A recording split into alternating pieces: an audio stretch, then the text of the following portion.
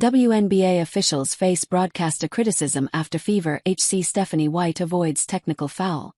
Everybody's getting better except the officials. That was Stephanie White just a few weeks ago, and honestly we've lost count of how many times she's gone off on the refs this season.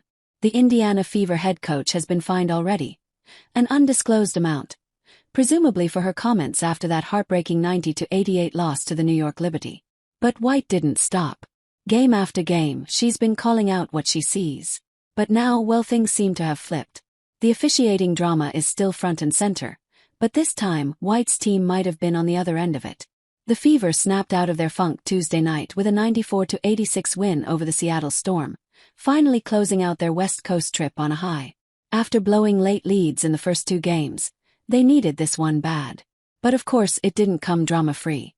Under a minute left in the first half, Alicia Clark went up for what looked like a clean rebound, but then Demiris Dantas barreled in, shoulder first, no whistle, no call, nothing. From audience to broadcaster, everyone was surprised. 6-point lead for the Indiana Fever, one said flatly. In another moment, Lexi Hull's shot missed. Clark reached up for the board again, and Dantas snatched it out of her hands like it was nothing. Still no whistle. This time broadcasters called it out.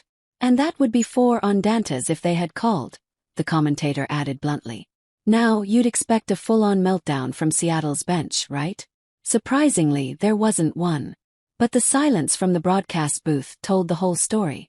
Also, while the foul count ended up pretty even, 21 on Indiana, 20 on Seattle, it was the non-calls that had everyone talking. This time, the refs may have missed again, but it worked out in Indy's favor. But HC White still had her moments. In the third quarter, Gabby Williams tossed up a three that didn't touch the rim and the chaos followed. Erica Wheeler came flying in and drilled the second chance shot. Meanwhile on the sideline, White was practically airborne, yelling and jumping for a shot clock violation. The broadcaster also pointed out what we were all thinking, that White easily could have been hit with a tech for that outburst.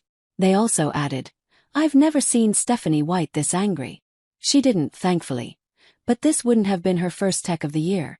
Just a few weeks ago, in a brutal 77-58 loss to the Atlanta Dream, White did get teed up with 3:01 left in the game after arguing a call involving Ari McDonald.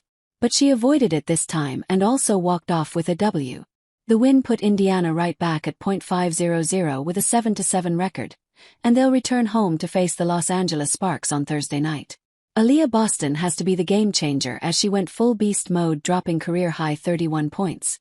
And then there was Kelsey Mitchell, who kept the Fever's lead intact with some timely threes, going 5 of 7 from deep and finishing with a season-high 26 points on 8 of 14 shooting. Meanwhile again, it wasn't Caitlin Clark's night. She struggled, putting up just 6 points on 3 of 13 shooting. But that's okay, as the Fever didn't need her to be the hero this time. They led almost wire to wire. And while Seattle tried to claw back late, cutting the lead down in the fourth, Indiana held firm. No more blown leads. While on court, the team surely clinched the hard-earned, much-needed road win. Off the court, let's just say things are still a little messy. It's starting to look like the Indiana Fever's off-season reunion with DeWanna Bonner might already be nearing an end.